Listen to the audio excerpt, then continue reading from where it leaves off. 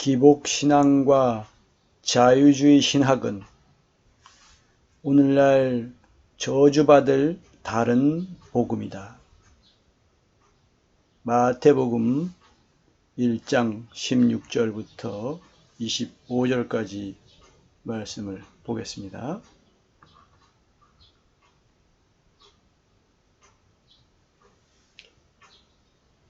(1장 16절) 야곱은 마리아의 남편 요셉을 낳았으니 마리아에게서 그리스도라 칭하는 예수가 나시니라.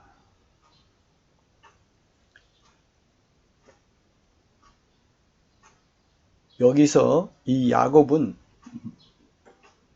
요셉의 아버지가 아니고 마리아의 아버지입니다.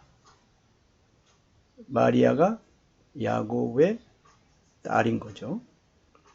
그리고 여기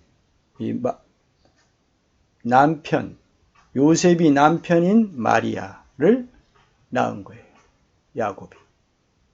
그리고 남편 요셉의 아버지는 헬리입니다.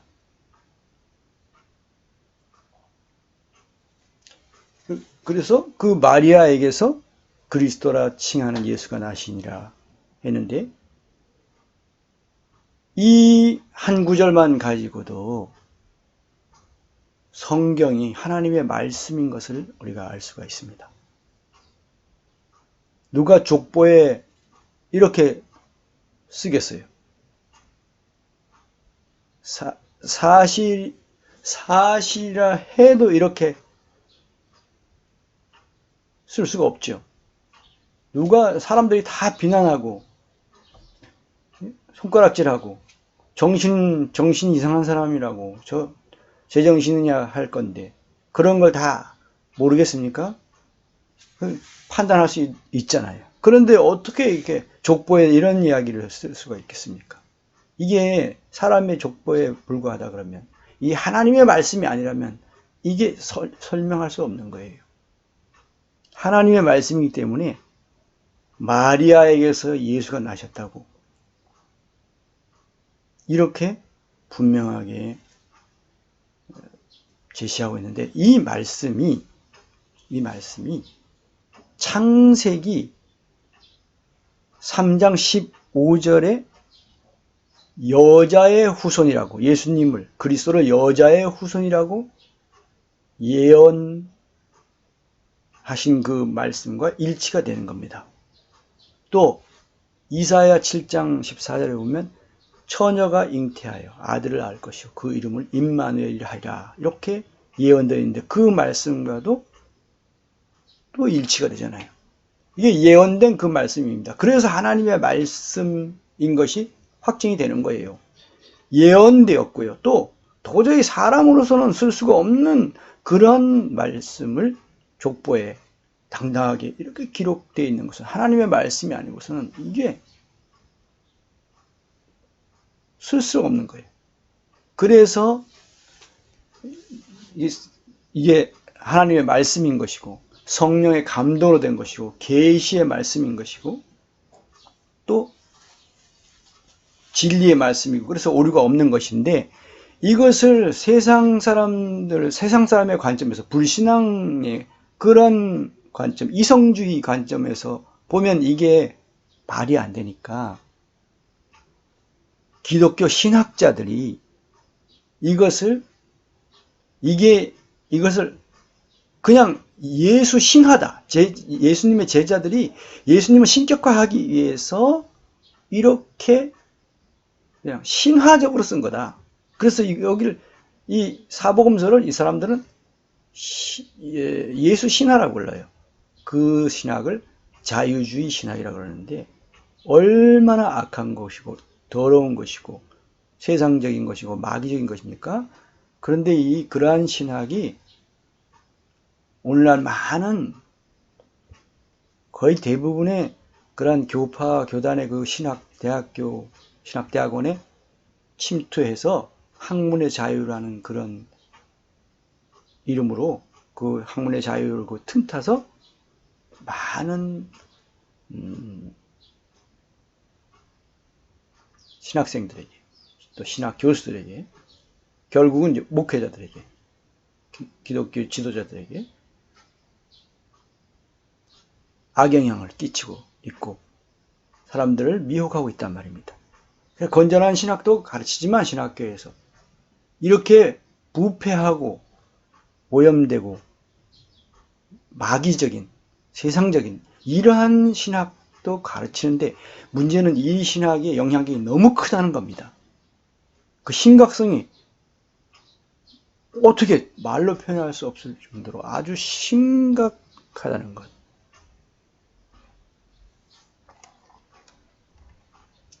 그리고 이어서 17절에 보면 그런즉 모든 대수가 아브라함부터 다윗까지 14대요 다윗부터 바벨론으로 사로잡혀 갈 때까지 14대요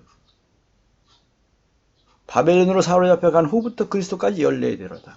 여기서 이러면 42대, 42대가 돼야 되는데 41대거든요. 왜 그러냐? 이거 다윗이 겹쳐요. 그러니까 왜 서로 겹치게 이렇게 표현했을까? 그래서 42대를 41대인데 14대로 했을까? 이렇게 볼 때 이 다윗의 그 중요성, 이 과거와 함께 나중에 다윗의 왕국이 예언되어 있거든요. 그 미래의 메시아의 왕국이 다윗의 자손으로서 그 메시아 왕국이 세워질 것에 대한, 그래서 과거성과 미래성을 다 갖고 있기 때문에 다윗이 그래서 이렇게 겹쳐서 기록한 걸로 생각되었습니다.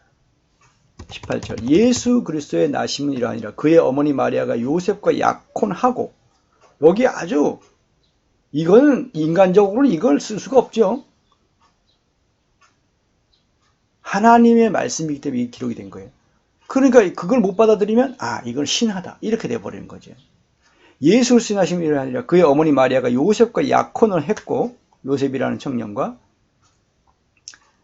그의 어머니라고 했으니, 그러니까 육신의 어머니인 것이죠. 동거하기 전에라고 정확하게 표현해요. 동거하기 전에. 그러니까 요셉의 아기가 아닌 거예요. 성령으로 잉태된 것이 나타나요. 또 다른 사람의 아기도 아니라는 겁니다. 그럼 뭡니까? 성령으로 잉태된 그 아기인 거예요. 그러면 이게 무슨 뜻입니까? 아들 하나님이 사람 처녀 마리아의 뱃속에 인성을 입기 시작하신 거예요. 그 뱃속에서. 그 뜻입니다, 여기. 그래서 하나님이시면서 사람이신 분이 되시는 거예요. 그러지 않으면 이 구속 사역을 완전히 이루실 수가 없습니다. 완전하지 못해요, 그 구속 사역이. 구속 사역이 되지 못하는 거예요. 그러니까 여기가 이 처녀의 몸에 성령으로 잉태되신 이것이 사실적인 것으로 받아들여지지 않으면 예수님이 인류의 죄를 대속하시는 그 구속 사역이 부정되는 거예요. 그것도 다 부정되는 거예요. 그리고 몸의 부활도 부정되는 것이고, 하늘로 올라가시고 또 지금 보좌에 앉아 계심도 인성을 입고 사람의 그 변화된 영광의 몸을 입고 부활하시고 지금 그 몸을 입고 계시고, 보좌에 하나님 보좌 우편에 계시고 다시 오시고 또 천년 동안 다스리시고 하시는 이런 것에 대해서 다 부정해버리게 되는 거예요. 여기 이 부분이 부정되면 그게 다 부정됩니다. 자유주의 신학이 바로 그렇게 다 부정해버렸어요. 그래서 그것에 대해서 반발해서 그것이 잘못됐다는 것을 그 자유주의 신학을 정죄하면서 다시 세워진 신학이 근본주의 신학이에요. 이건 무슨 종교 원리주의, 극단적인 종교 원리주의 이런 거하고 다른 것입니다. 건전한 신학입니다. 근본주의 신학은. 그런데 또 이것을 부정해버려요. 그것은 극단적이고 비이성적이고 이러면서 또 정죄해버리죠. 그러나 근본주의 신학은 성경에 여기 있는 이 성육신부터 그분의 십자가의 죽으심이 대속적인 죽으심이, 그냥 하나의 순교적인 죽으심이 아니라 대속적인 죽으심을, 그것을 다 사실로 인정하는, 그리고 몸의 부활도 몸의 부활, 그냥 영의 부활이 아니라 몸의 부활, 이것이 사실이라는 것. 승천하신 것. 하늘로 몸을 입고 부활하신 몸을 입고 승천하신 것. 지금도 몸을 입고 계시고 사람의 몸을 입고 계시고 또 그 영광의 몸을 입은 채로 다시 오시고 그리고 심판하시고 천년 동안 또 다스리시고 왕노릇 하시고 사실 이런 만국을 다스리시는 것이죠. 이런 것들이 다 여기서부터 시작되는 겁니다. 그러니까 이것이 바로잡혀진 여기서 사실로 이 성육신 사실이 처녀 마리아의 몸에 성령으로 잉태되신 이것이 사실적인 내용으로 받아들여져야 그 다음 것이 다 사실되는 거예요. 근데 이것이 부정된다. 자유주의 신학이 여기부터 이게 말이 되느냐? 이건 그냥 하나의 상징일 뿐이다. 신화다. 예수님을 신격화하기 위해서 제자들이 이렇게 꾸며낸 것이다. 이렇게 돼버린 겁니다. 그러다 보니까 성경 전체가 다 부정돼 버리는 거죠. 자기네 그 이성주의의 영향, 과학주의, 자연주의 이런 것의 영향을 거기에 그 신여가 철학의 신여가 돼버린 거예요. 과학의 신여가 된 거예요. 그래서 신학이라는 이름을 가졌지만 사실상은 이건 신학이 아닌 것이죠. 그냥 철학에 불과한 거예요. 종교 철학 이런 식인 거죠. 19절 성령으로 잉태된 것이 나타났더니 그의 남편 요셉은 이게 남편 요셉이라고 썼어요. 그런데 누가복음 3장에 보면 사람들이 알기로는 요셉의 아들이라고 써요. 예수님을. 그러니까 사람들 이 마리아와 요셉과 마리아가 알고 있었는데 그것을 누구에게 말을 하냐? 세상 사람들한테 말한다고 그 사람들이 그걸 알아듣겠어요? 받아들이겠어요? 오히려 더 이상하죠. 그러니까 요셉은 그냥 자기의 아기로 이렇게 받아들인 거예요. 그걸 감수한 거죠. 그의 남편 요셉은 의로운 사람이라 그를 드러내지 아니하고 가만히 끊고자 하여 이걸 막 문제 삼고 이러지 않고 마리아가 그럴 여자가 아닌데 다른 내 아기를 갖지 않았고 다른 남자 아기를 가질 그런 여인이 아닌데 그리고 그 다른 남자의 아이를 혹시라도 가졌다면 저렇게 당당하고 저럴 사람이 아닌데 그런 것이 있었죠. 그리고 혹시 그렇다 할지라도 마리아를 공격하고 그러지 않고 그를 보호하는 그를 존중해주는 그런 태도를 가졌습니다. 의로운 사람이라 그를 드러내지 아니하고 가만히 끊고자 해요. 이 일을 생각할 때 주의 사자가 현몽하여 이르되 주의 사자가 꿈에 나타났습니다. 그러면서 다윗의 자손 요셉아 다른 요셉이 아니고 다윗의 자손인 요셉 네 아내 마리아 데려오기를 무서워 말라. 네 아내 하나님이 이미 정해주신 거예요. 인정하신 거죠. 그에게 잉태된 자는 성령으로 된 것이라 이제 설명해 주시는 거예요. 그러니까 그때 알았겠죠. 아 그렇구나. 성령으로 잉태된 것이구나. 다른 남자의 아기가 아니구나. 알게 된 겁니다. 21절 아들을 낳으리니 이름을 예수라 하라. 아들을 낳으리니 이름을 예수라 하라. 이는 그가 자기 백성을 그들의 죄에서 구원할 자이심이라 아니라. 이름도 받았어요. 예수라는 이름을. 그리고 그게 무슨 뜻이냐? 자기 백성을 그들의 죄에서 구원할 자라는 뜻이라는 거예요. 구주라는 뜻이에요. 구속주, 구원의 주라는 뜻이라는 거죠. 이 모든 일이 된 것은 주께서 선지자로 하신 말씀을 이루려 하심이라 하면서 그 근거 말씀도 제시를 합니다. 보라 처녀가 잉태하여 아들을 낳을 것이요 그 이름을 임마누엘이라 하리라. 이 이사야 7장 14절의 이 말씀을 그 예언된 그 말씀을 제시하신 거예요. 이제 확실해졌죠. 아, 그 말씀이 바로 이 처녀가 바로 마리아구나. 그리고 처녀가 잉태한다는 것이 성령으로 되는 것이구나. 이 처녀가 잉태한다는 것은 바로, 그래서 남자애를 가졌다 그러면, 어떤 남자의 아기를 가졌다면 처녀가 잉태했다는 말을 하지 않는 거예요. 여기 처녀가 잉태했다는 것은 성령으로 되었다는 것.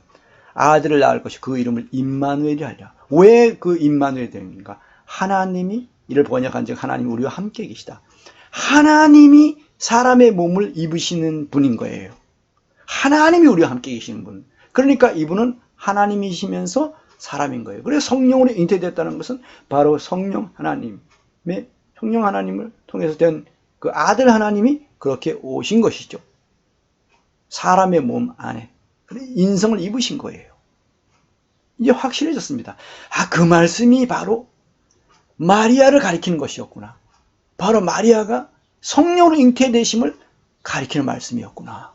이걸 요셉은 알고 있었겠죠. 그러니까 그 말씀이 딱 제시됐을 때 요셉은 분명히 확신을 갖게 된 것이에요. 너무도 분명히 알게 되었죠.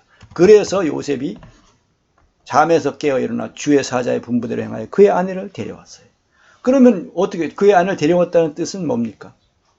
이제 결혼을 하는데 배불뚝이 아내와 결혼하는 거예요. 그러면 이 뭔 뜻이겠어요?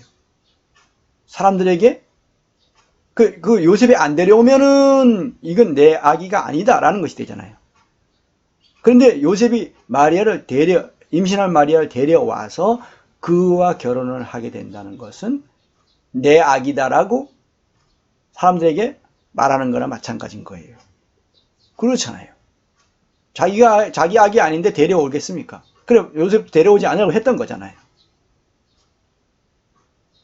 자기 아기를 갖지 않았는데 요셉이 데려올 수 없단 말이죠. 그러니까 사람들이 볼 때, 아, 저 요셉이 중간에 약혼할 때 그 아기를 가졌나 보다. 이렇게 인식이 되는 것인데 요셉은 그것을 감수한 겁니다. 그래서 누가복음 3장에 보면 사람들이 알기로는 요셉의 아들이라고 그래요. 예수님을. 그러나 실제로는 하나님의 아들이시요 또 마리아의 아들인 거죠. 그래서 하나님이시면서 사람인 분이 되신 것이고 그분만이 세상 죄를 지고 가는 하나님의 어린 양이 되실 수가 있었던 것이죠. 구속사역을 이루실 자격이 있으셨던 거예요. 그냥 한 사람에 불과하다 그러면, 그냥 한 명의 사람에 불과하다 그러면 어떻게 온 인류를 대신합니까? 한 사람은 한 사람만을 대신할 수 있는 거예요. 근데 그분이 하나님의 아들 하나님이시기 때문에 왕자가 수많은 포로들을 왕자 한 명이 수많은 포로들을, 수많은 병사들과 맞바꿀 수 있는 그런 위치를 갖게 되는 것처럼, 그런 가치를 갖게 되는 것처럼, 하나님의 아들 하나님이시기 때문에 세상의 모든 사람들을 대신할 수 있는 그런 가치, 그런 위치를 가지시는 것이죠. 그래서 아들을 낳기까지 동침하지 아니하더니 나음의 이름을 예수라 하니라. 그러면 요셉도 자기 아들로 해야 될 거 아닙니까? 족보에. 이거는 예수님의 족보인데 요셉이 예수님을 자기 아들로 해야 될 거 아니에요. 그런데 자기 아들이 아닌 것에 대한 거, 그러고 성령으로 잉태된 것, 또 자기가 어째서 임신한 마리아를 데려와서 결혼하게 된 것이, 이런 내용들을 그대로 제시했던 거예요. 그리고 그것을 성경 기록자가 그것을 성령의 감동하심을 받아서 이렇게 기록한 것입니다. 이 부분만 봐도 성경이 하나님의 말씀이다라는 사실을 분명히 알 수가 있죠. 근데 이것을 부정해버려요. 그것이 자유주의 신앙. 심각합니다. 생각해 보세요. 자유주의 신학. 그런데 수많은 사람들이 이게 어떻게 이게 밝혀졌냐면 겉으로는 그렇지 않은 것 같아요. 자유주의 신학을 받아들이지 않은 것처럼 보여요. 근데 속에서는 이 자유주의 신학을 받아들인 사람들이 많고요. 또 부분적으로 영향을 받은 사람들도 있고 아주 전체적으로 완전히 자유주의 신학의 입장을 취하는 사람들이 있어요. 근데 그런데 그것이 잘 드러나지 않습니다. 왜 드러나지 않느냐? 그것을 드러냈다가는 자기가 목회를 할 수가 없으니까. 그래서 신학교에 들어간 그것은 그냥 학문이다. 그냥 그것은 신학 지식일 뿐이다. 이렇게 이거는 그렇게 생각해야 되는 것인데 그것이 자기가 받아들이고 속에서부터 마음으로 그리고 겉으로는 그것을 드러내지 않고 이게 이중적이 돼버린 거죠. 이런 사람들이 많다는 거예요. 어떻게 알게 됐냐? 사람들이 논문을 쓰기 위해서 이 신학 교수들, 신학 대학원생들 또 목회자들 대상으로 설문을 했는데 자기 이름이 나오지 않으니까 속에 있는 내용을 다 설문에 그걸 내놨어요. 그러면서 이 처녀의 몸에 성령으로 잉태되신 것에 대해서 사실로 믿지 않는다라고 수많은 사람들이 상당한 퍼센트의 사람들이 그 답을 한 겁니다. 그게 어디서 왔느냐? 바로 자유주의 신학의 영향을 받아서 그렇게 된 것입니다. 아주 심각한 것이죠. 그리고 우리가 하나 더 이 창세기에 가서 보다가 이제 이걸 이렇게까지 한 번도 본 적이 없는데 창세기 3장 15절에 있는 내용을 보다가 그 앞에 있는 내용하고 함께 묶어서 이렇게 보게 된 겁니다. 3장 15절에 보면 내가 너로 여자와 원수가 되게 하고 네 후손도 이게 너는 여기는 뱀이죠. 옛 뱀. 네 후손도 여자의 후손과 원수가 되게 하리니. 그 여자의 후손이 누구예요? 이게 바로 그리스도 예수. 이분이 바로 여자의 후손이라는 거죠. 여자의 후손은 네 머리를 상하게 하실 것이요. 예수님이 죽은 자 가운데서 부활하심으로 또 마귀가 예수님을 미혹하려고 했는데 마귀를 이기셨잖아요. 마귀에게 미혹당하지 않으시고 그것이 이기신 것이죠. 너희가 세상에서는 환난을 당하나 담대하라. 내가 세상을 이기었노라. 세상을 이기시고 또 마귀의 머리를 상하게 한 것이잖아요. 너는 그의 발꿈치를 상하게 할 것이냐. 예수님을 죽이려고 하고 죽이면 끝난 걸로 했는데 결국에는 죽인 것이 예수님이 구속사역을 이루는 일을 자기가 협조한 것이 되고 말았죠. 그리고 부활하심으로써 이 마귀는 그걸 몰랐어요. 예수님이 부활하실 것에 대해서는 몰랐던 거죠. 그래서 죽이면 끝난다고 했는데 못 죽였어요. 그래서 발꿈치는 상하게 했지만 결국에는 마귀가 머리가 깨져버린 거죠. 네 머리를 여기 네 후손의 머리라고 하지 않고 네 머리라고 그랬잖아요. 그러니까 결국에 마귀 머리예요. 근데 네 후손이라는 것은 나중에 또 마귀가 한 번 더 미혹하게 되게 되는 이것을 또 가르친 것이죠. 이것은 바로 이 자유주의 신학을 깨뜨리는 이러한 말씀인 것을 우리가 분명히 볼 수가 있고요. 여기 미가서 5장 2절 베들레헴에서 나실 것에 대한 예언 이런 또 이사야서 53장에 이런 예언 예수님이 이 그리스도가 나실 것에 대해서는 너무도 명확하게 나타났고 오늘 말씀에서 본 이사야서 7장 14절 이 말씀 창세기 3장 15절 이 말씀이 바로 처녀의 몸에 성령으로 잉태되어 임마누엘 하나님이 사람들과 함께 계시고 하나님 사람이 되셔서 구속사역을 완전하게 이루시는 이 내용을 부정하는 자들이 자유주의 신학자들이라는 거예요. 또 그들은 성경이 하나님의 말씀인 것을 부정해버리죠. 그리고 3장 14절에 놀라운 이야기가 이것을 한 번도 이렇게까지 본 적이 없었는데 이 내용이 갑자기 이렇게 연결되었어요. 여호와 하나님이 뱀에게 이르시되, 이 뱀이 뭡니까?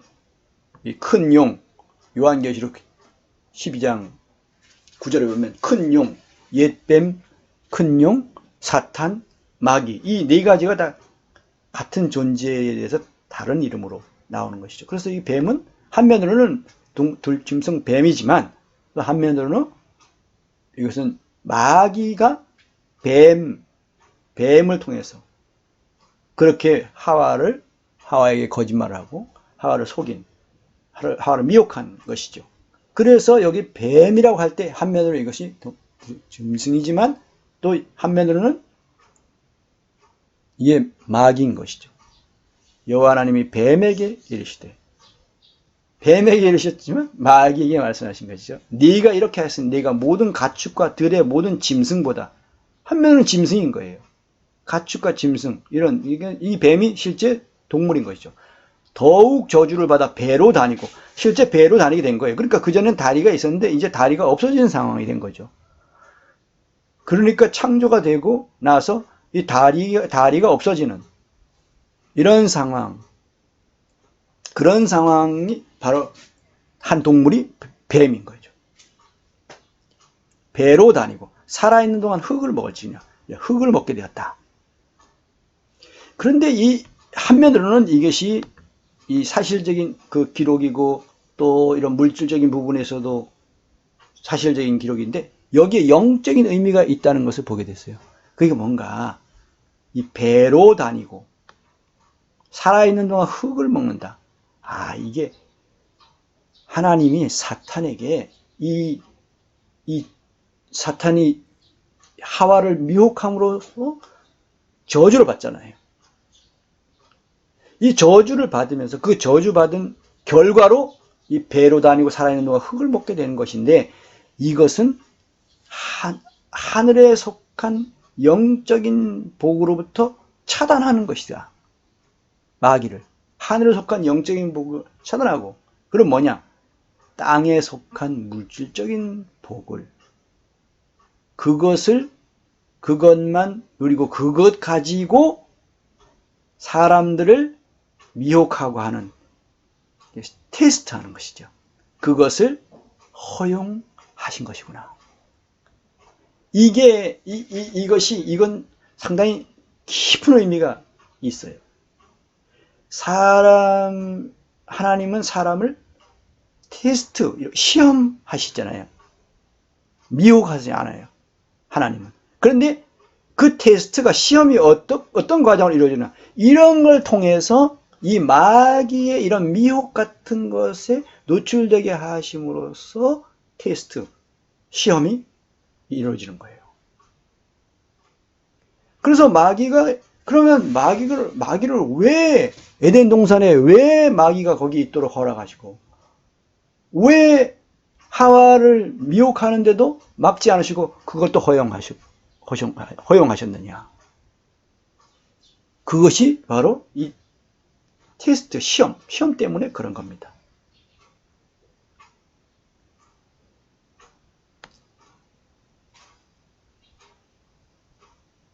자유의지.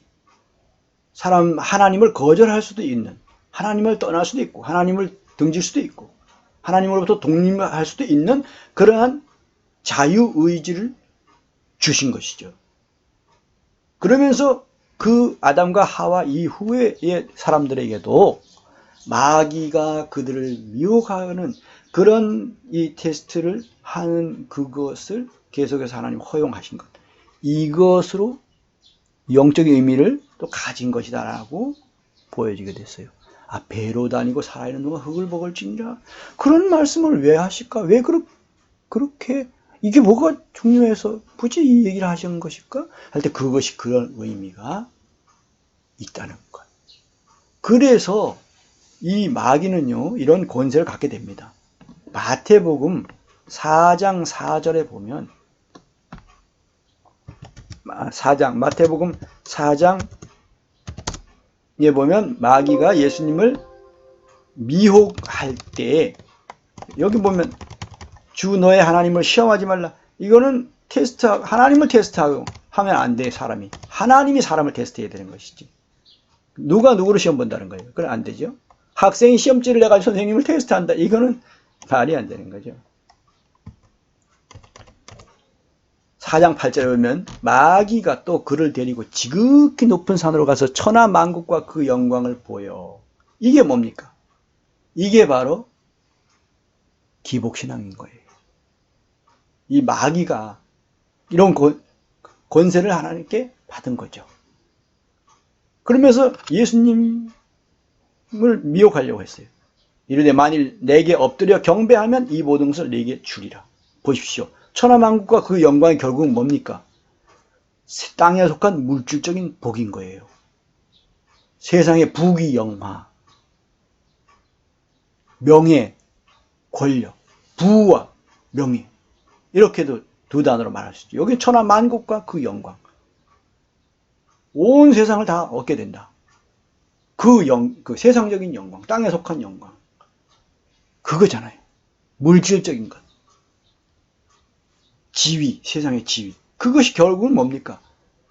이 기복신앙은 그래서 온 세상의 민간신앙, 모든 사람들이 그 민간신앙, 그걸 가지고 마귀에게 끌려다녀서 그것을 얻으면 그냥 그 인생이 최고의 복된 인생이 된다고 착각하게 된 거죠. 이게 민간신앙이에요. 그런데 그 신앙이 기독교의 그 신앙을 가져 들어온 거예요. 그래서 이게 혼합되고 오염돼 버리고 부패해 지게 된 것입니다. 그것이 바로 세상의 성공주의를 근거로 해서 거기에서 나온 것인데, 번영신학이라고 신학을 또 아주 괴이한 더럽고 악한 마귀적인 이 세상적인 신학을 만들어 갖고 가지고 그것으로 기복신앙을 합리화해버리는 이런 일까지 있었어요. 이게 번영신학이라는 것이에요. 이것이 결국엔 뭡니까? 기복신앙. 이걸로 많은 기독교 지도자들이, 기독교의 수많은 지도자들이 그걸로 사람들을 미혹했잖아요. 전도할 때도, 양육하는 것도, 교육하는 것도, 훈련하는 것도, 그것을 늘 내세웠단 말이죠. 그래서 예수 믿고 크게 성공한 무슨 록펠러나 오프라 윈프리 이런 사람들, 그런 사람들을 또 막 제시하고 결국은 그런 거, 세상의 부귀 영화 이런 거, 성공 그게 어디서부터 온 거예요? 마귀. 그 마귀가 사람을 시험하는데 사용된 것이죠. 이게 바로 배로 다니고 흙을 먹게 된 것, 저주를 받아서. 그런데 그렇게 쓰임을 받고 있기 때문에 아직도 무적행에 던지지 않으시고 불못에다가 던지지 않으신 거예요. 아직 결박 안 하고 아직도 활동하도록 활용하신 거죠. 하나님 마귀를 활용하신 거예요. 그러면서 사람을 하나님의 아브라함을 테스트하시듯이 그렇게 사람들을 정말 이 사람들이 정말 하나님을 섬기는 그 자체를, 하나님을 믿고 사랑하고 섬기는 그 자체를 기뻐하고 만족하고 영광스러워하고 그것이 모든 것임을 그런 순수한 신앙인 것인가? 아니면 자기를 위한 신앙, 자기를 위한 신앙인가? 정말 하나님을 순수하게 섬기는 신앙인가? 이것을 테스트하는데 거기에 넘어진 것이 뭡니까? 잘못된 것이 마귀에게 속아서 이렇게 된 것이 기복신앙이에요. 그런데 기복신앙이 우리 골수에까지 스며들어 있다는 사실, 이건 심각한 일이죠. 예수님 어떻게 하셨어요? 여기 보세요. 마귀가 이렇게 해줄 수 있습니까? 해줍니다. 만일 내게 엎드려 경배하면 이 모든 것을 내게 주리라. 그러니까 기복신앙은 결국은 하나님을 섬기는 게 아니에요. 그럼 누굴 섬기는 거예요?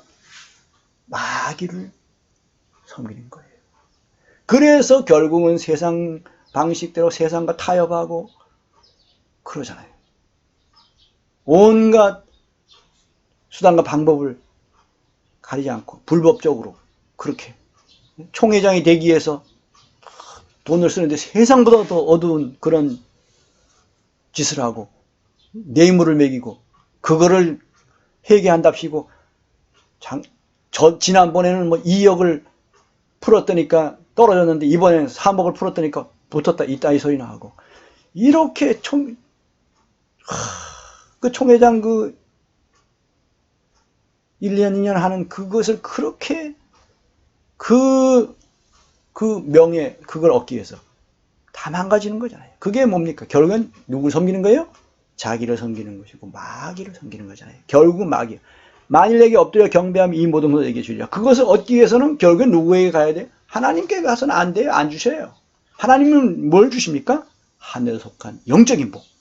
하늘에 속한 영적인 복을 주신 거예요. 시편 1편에 있는 그 복이 있는 자는 악인의 길을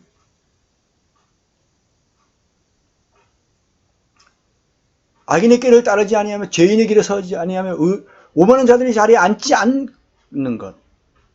그것이 그리고 하나님의 법을 즐거워하여 그것을 주야로 묵상하고 그로 인해서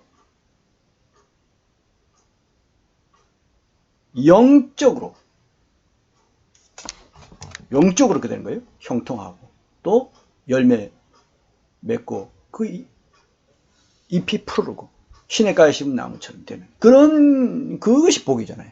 그리고 그것이 그 열매들이 뭘로 나타납니까? 시편에 있는 많은 그런 내용들로 영적인 복이잖아요. 그게 물질적인 겁니까? 그게 영적인 거잖아요.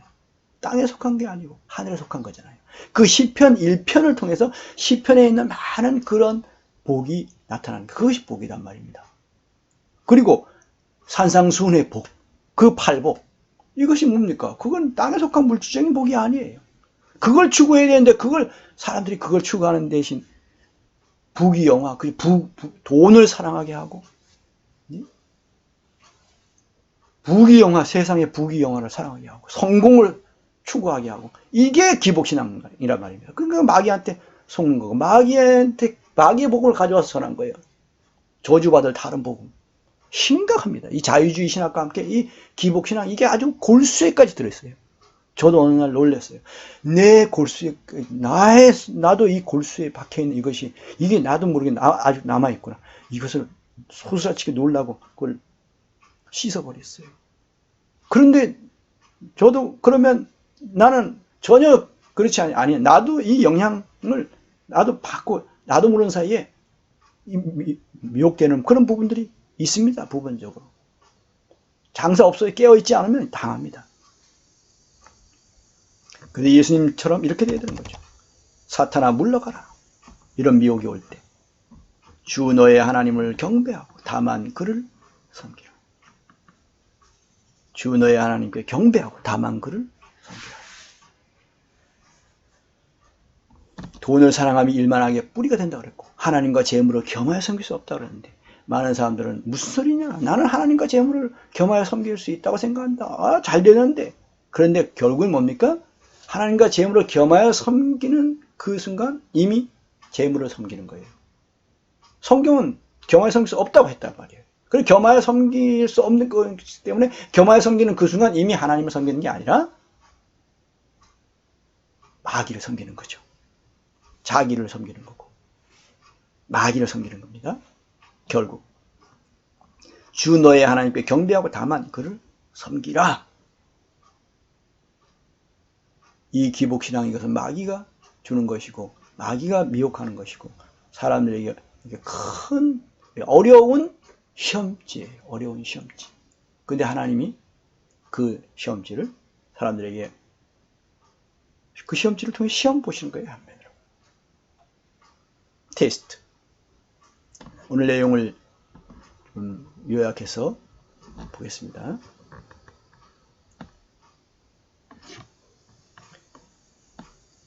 기복신앙과 자유주의 신학은 오늘날 저주받을 다른 복음이다.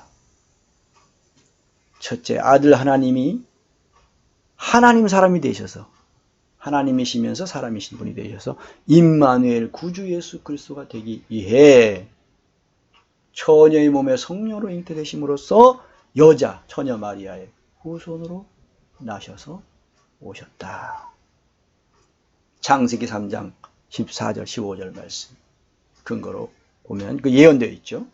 땅에 속한 물질적인 복을 추구하는 기복신앙과 합리주의에 굴복한 자유주의 신학은 올바른 신앙의 가장 큰 적이다.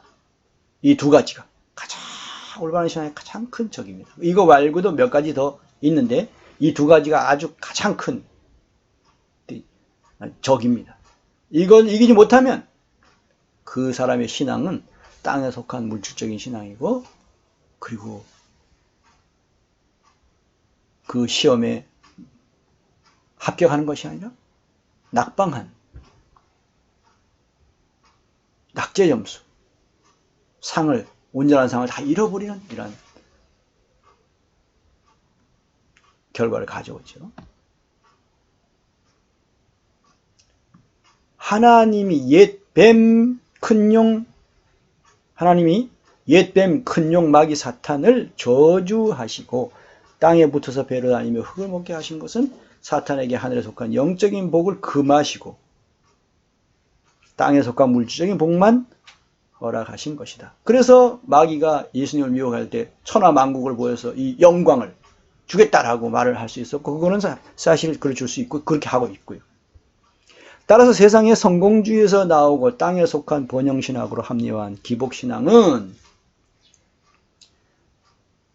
골로새서 3장 1절부터 5절에 보면 위의 것을 찾으라고 그랬어요.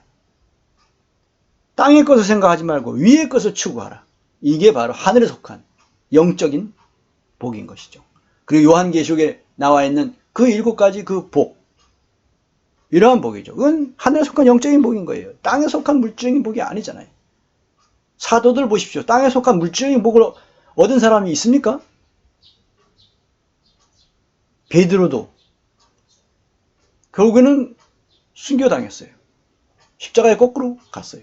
그 제자들 다 그렇게 순교당하고, 사도 요한도 그 반모섬에 유배돼서 살고 마지막에는 끓는 기름 가마에 던져져서 순교당했어요. 사도 바울도 보면 그 사역의 말기에 그 과정에도 그랬지만 그 사역의 말기까지도 그가 무슨 집에 한 채나 제대로 있었습니까? 무슨 재산이 있었습니까? 무슨 연금이 있었어요? 그냥 하나님이 물론 예비해 주셨죠. 빌레몬이라는 사람을. 그걸 보장해 주신 것이지만은 그냥 먹을 것과 입을 것이 있는 정도였지 부귀영화가 아니에요.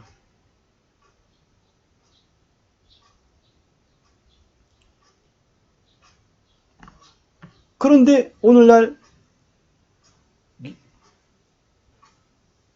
참 이렇게 바른 길을 가는 그런 지도자들도 있지만, 많은 이들이 이 기복신앙의 마귀에게 속아서 마귀의 복음을 전하고 가르치다가 결국에는 그 물질적인 것, 땅에 속한 물질적인 그것을 얻는 것이 자기 목회 성공으로 생각하고, 이런 경우가 얼마나 많은지 몰라요. 그것 때문에. 그런데 이것이 어떻게 사역이 제대로 이루어질 수 있겠습니까? 마귀 복음인데. 온 세상과 상당수의 교회들이 모든 교회들이 아니고 바른 길을 가는 교회들이 있습니다. 바른 길을 가는 목회자들이 있습니다.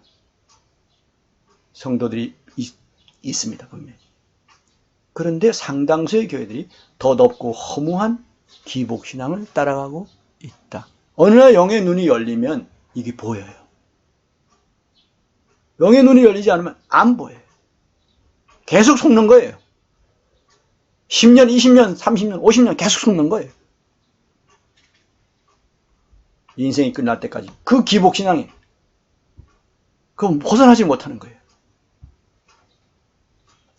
땅에 속한 물질적인 복을 보장하는 기복신앙이 성경적이라면, 만일에 이것이 성경적이라면 번영신학으로 합리화되는 일이게.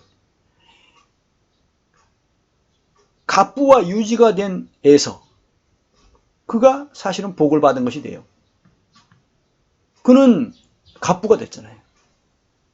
그리고 유지인데 거의 왕 같은 존재 됐어요. 자기 아들 20년 만에 돌아오는 자기 동생을 마중 나가는데 400명을 데리고 왔어요. 그게 400명이면요. 40명도 엄청난 숫자인데 400명이면 어마어마합니다. 그 행렬이. 그런데 그 앞에 야곱은 돌아올 때 얼마나 초라했습니까? 얼마나 초라했습니까? 축복을 약속받았던 야곱, 그 이삭, 자기 아버지 이삭에게서 축복을 받으면서 그 약속받았던 야곱은 복을 거의 받지 못한 것이 돼요. 물질적으로 보면. 땅에 속한 물질적인 것으로 보면. 그럼 이건 뭐예요, 그러면? 하나님이 야곱을 속인 것밖에 안 되잖아요. 이와 같이 땅에 속한 물질적인 복만 보게 된 것은 많은 사람이 라오디게아 교회처럼 영적 시력을 잃었기 때문이다. 하나님이, 성령님이 라오디게아 교회를 책망하실 때 네 곤고한 것과 가련한 것과 가난한 것과 눈먼 것과 벌거벗은 것을 알지 못한다고 했어요. 눈이 멀었다고 했습니다. 그래서 안약을 사서 눈에 발라 보게 하라. 영적인 시력을 잃을 수도 있는 거예요. 그 라오디게아 교회는 하나님이, 예수님이 인정하시는 그 정통성을 가진 교회였어요. 그리고 그 분명히 교회라고 말을 하잖아요. 라오디게아 교회라고. 그런데 그 안에서 그 대부분이 그랬던 걸로 보여요. 몇몇 이기는 자들이 있었던 걸로 보이고, 그런 대부분이 어떻게 된 거예요? 눈이 멀어서 영적인 시력을 잃어버린 거예요. 안약을 사서 보게 하라. 못 볼 정도로 눈이 멀어버렸어요. 이건 시력을 갖지 못했던 것이 아니라 시력을 가졌다가, 영적 시력을 가졌다가 그것이 상실된 것이죠. 그리고 뭐겠어요? 백내장, 녹내장 같은 이런 게 끼어서 그렇게 된 것처럼 되듯이 그렇게 된 거죠. 끼인 거예요. 무엇 때문에? 바로 그 기복신앙으로 시력을 잃게 된 것입니다.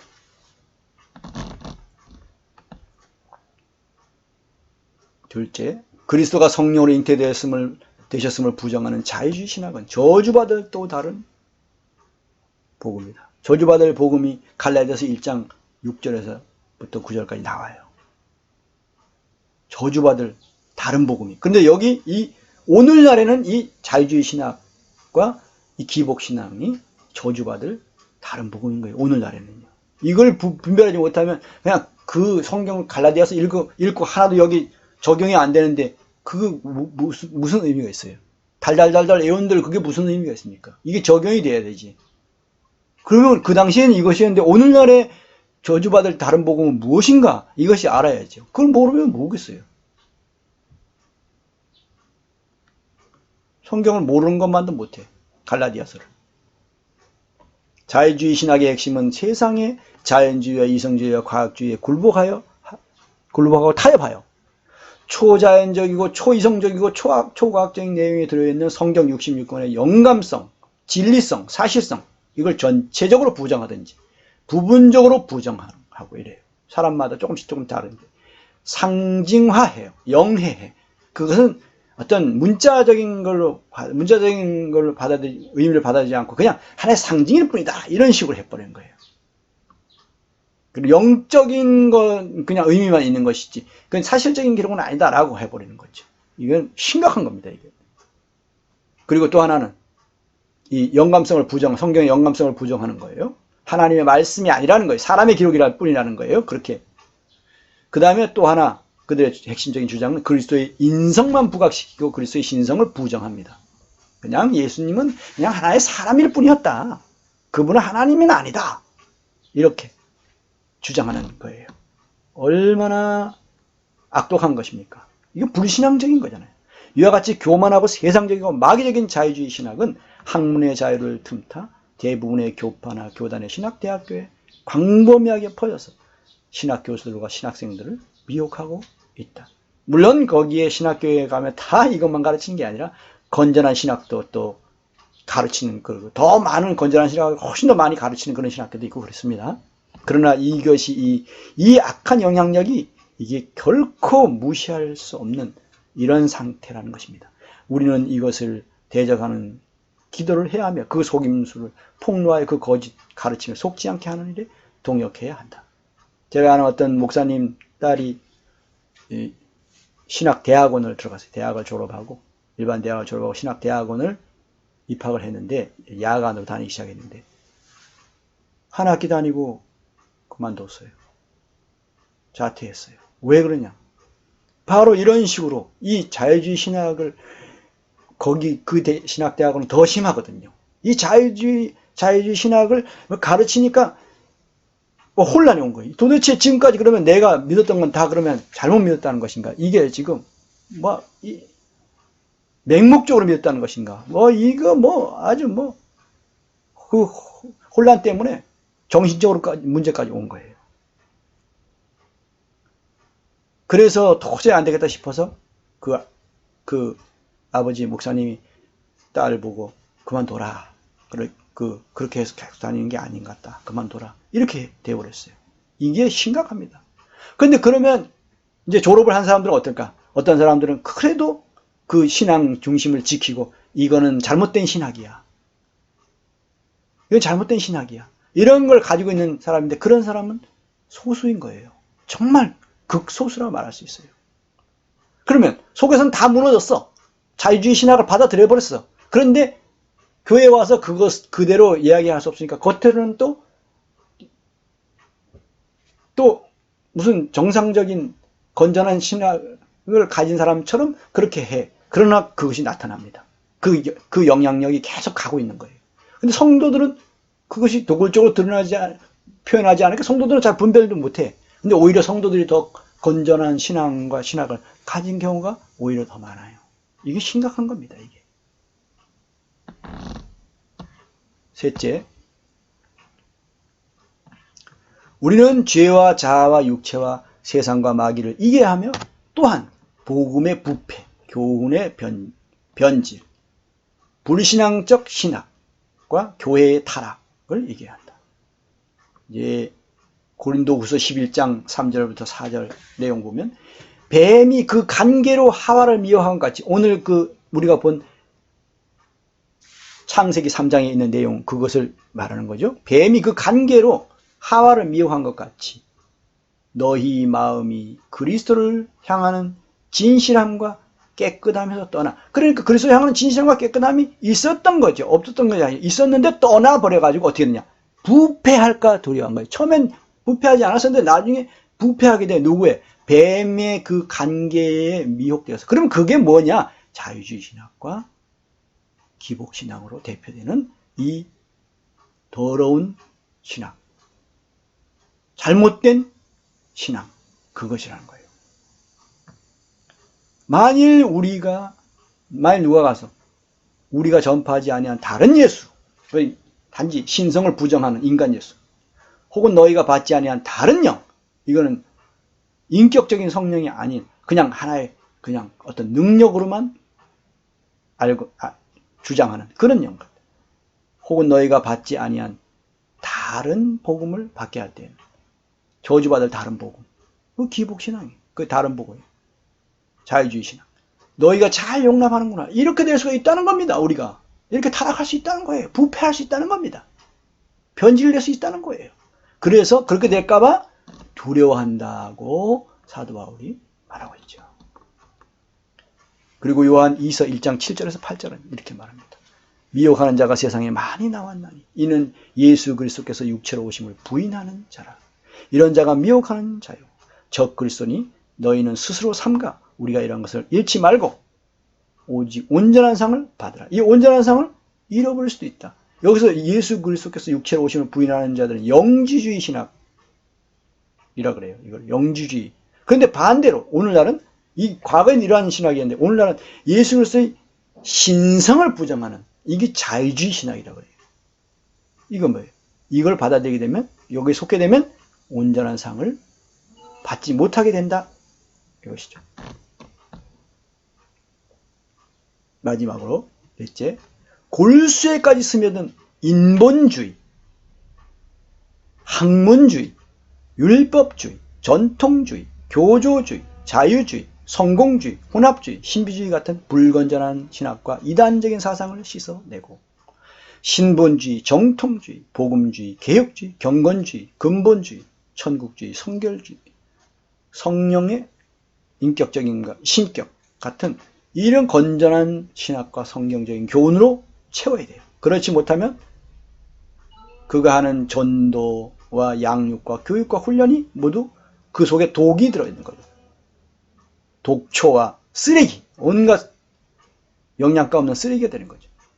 독초와 쓰레기가 뒤섞인 그런 음식을 주는 것이 되는 겁니다. 어찌 제대로 된 양육이 되겠으며 진리를 아는 제자로 양육하고 교육할 수 있겠습니까? 진리를 아는 제자가 돼야 이런 것에 대해서 속지 않게 되고 분별하게 되는데 그때까지 잘 양육이 되는데 이게 어려움이 있습니다.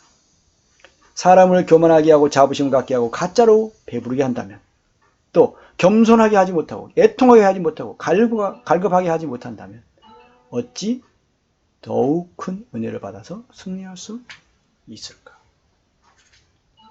오늘 이 말씀 어쩌면 두 가지가 다 연결이 잘 안 될 수도 있는 것인데 또 각각일 수 있습니다. 그러면서 그것이 오늘날 우리가 경계해야 되고 우리가 대적해야 되고 우리가 속지 말아야 되는 그러한 아주 저주받을 다른 복음, 마귀의 사상, 미혹, 이것을 우리가 함께 보게 되었습니다. 이 부분에 있어서 우리가 반드시 그냥 듣고 넘어가야 되지 않고 넘어가면 안 되고 오늘 들은 이 내용이 참으로 성경적이라면 이 말씀에 자신을 비춰보고 깊은 속까지 비춰보고 나는 과연 그렇게 미혹된 상태가 아닌가? 나는 부분적으로나 미혹된 사람은 아닌가? 내가 뭔가 이거 속지 않았나? 마귀에게. 이런 거. 그렇게 될 수 있다는 겁니다. 다른 복음, 다른 영, 다른 예수, 그것 때문에 그것을 받아들여서 그걸 배워서 나는 어떤 사람이 되는가? 부패한 사람, 타락한 사람, 영적 시력을 잃어버린 사람, 흰 옷을 입지 못하고 벌거벗은 상태가 되어버렸어요. 흰 옷을 입어야 돼. 예복을 입어야 돼. 예복을 입지 못한 상황. 이런 상황이 될 수가 있다는 겁니다. 가련한 상황. 정말 곤란한 지경에 빠진 사람. 진정으로 부여해야 되는 하늘에 속한 영적 그러한 복에 대해서는 부여하지 못하고 정말 궁핍한 그런 사람, 가난한 사람. 이렇게 되면 그런 사람이 되지 않았을까? 라오디게아 교회 같은 상태가 된 것은 아닌가?